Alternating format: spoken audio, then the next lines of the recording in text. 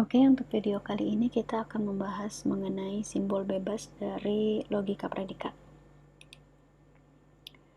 Oke, di sini ada pengertiannya tentang variabel terikat dan variabel bebas. Jadi, suatu variabel itu dikatakan terikat pada sebuah ekspresi jika sedikitnya ada satu kemunculan terikat pada ekspresi tersebut. Sebaliknya, kalau variabel bebas itu ada sedikitnya satu kemunculan bebas dalam ekspresi tersebut. Nah, seperti teman-teman lihat di sini, ada beberapa contoh. Ada contoh kalimat for all x, px, and for some y, q, y, z. Nah, ini kita definisikan menjadi sub kalimat 1, sub kalimat kedua ya. Nah, di sini x pada kalimat pxy itu adalah terikat karena dia terikat oleh quantifier for all x. Nah, sedangkan y pada kalimat pxy adalah bebas karena dia tidak ada terikat di dalam quantifiernya. Berbeda dengan kalimat yang kedua ini, sub kalimat yang kedua ini, y pada q, y, z itu adalah terikat dari for some y. Sedangkan z pada q, y, z adalah bebas karena di sini tidak terikat pada quantifiernya. Jadi yang ada di quantifiernya itu adalah variabel y dan variabel x. Jadi x yang ada di sini ini terikat pada quantifier for all x, sedangkan y pada sub kalimat pertama itu bebas. Berbeda dengan y yang ada di sini, dia terikat pada quantifier for some y, sedangkan z-nya adalah variabel bebas. Oke, ini tadi kita mengenal variabel bebas dan terikat. Oke. Selanjutnya, nah ini seperti yang tadi saya jelaskan, kemunculan variabel terikat itu bergantung pada kemunculan quantifier paling dekat. Quantifier paling dekat.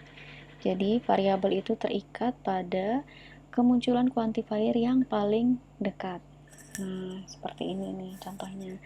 Ada kalimat for all x px or for some x for all y are xy.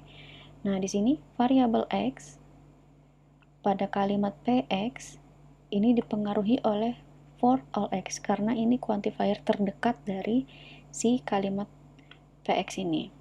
Sedangkan variabel x pada rxy itu dipengaruhi oleh for some x. Nah, ini karena kalimat x ya. Jadi kalimat x yang ada di sini itu dipengaruhi oleh for all x, sedangkan x yang ada di rx ini, rx, y, ini dipengaruhi oleh for some x. Jadi quantifier paling dekat dengan dirinya.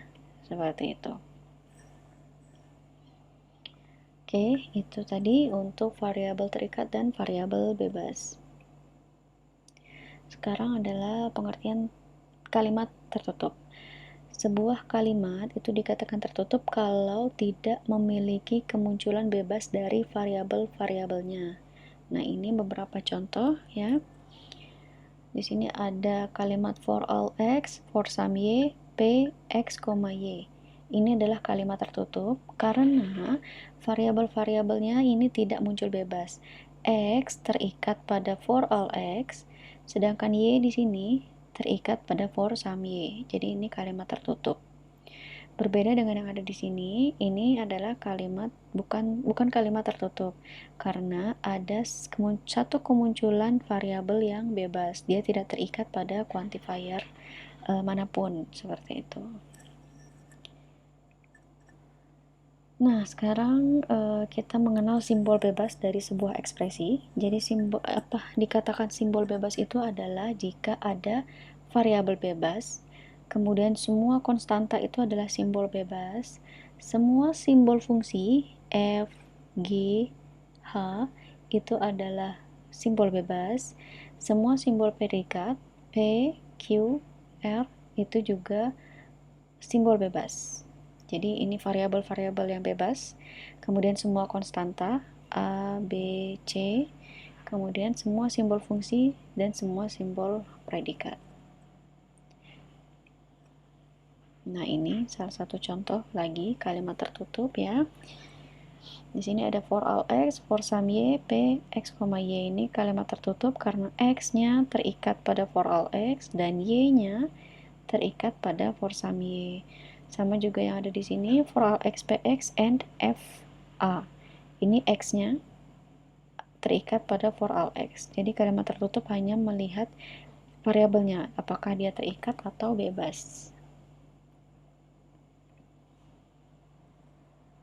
Nah, ini sebagai latihan tentukan simbol bebas dari ekspresi E di bawah ini. Nah, ini kita lihat lagi. Simbol bebas adalah kalau ada variabel-variabel bebas. Kita lihat dulu variabelnya. Di sini ada variabel Y. Apakah dia terikat atau bebas? Nah, ini bebas ya, variabel Y. Kemudian semua simbol konstanta. A, B, C. Ini A, B, C. Nah, ya. Kemudian semua simbol fungsi. F, Y, A, F, Z. Ini ya. Semua simbol fungsi adalah simbol bebas. Kemudian X ini juga bebas ya, karena dia tidak terikat pada quantifier di sini. Jadi ini quantifier miliknya P, F, Y, A, sedangkan X ini tidak memiliki quantifier. Jadi di sini ada X, variabel bebas. Kemudian semua simbol predikat adalah simbol bebas. Maka di sini ada G, X, B, F, Z. Nah, seperti ini. Di sini juga ada P, simbol predikat juga ya. P, F, Y, A. Oh ya, sedikit saya ralat. G ini adalah simbol fungsi. Tadi bukan predikat ya, simbol fungsi. Jadi selain ada simbol fungsi F, ada simbol fungsi G. Sedangkan simbol predikatnya adalah P. Nah, ini semua simbol bebas dari kalimat ekspresi E ini. Seperti itu kurang lebih untuk pengertian simbol bebas. Semoga teman-teman sudah paham mengenai simbol bebas dalam kalimat predikat. Sekian dari saya, terima kasih.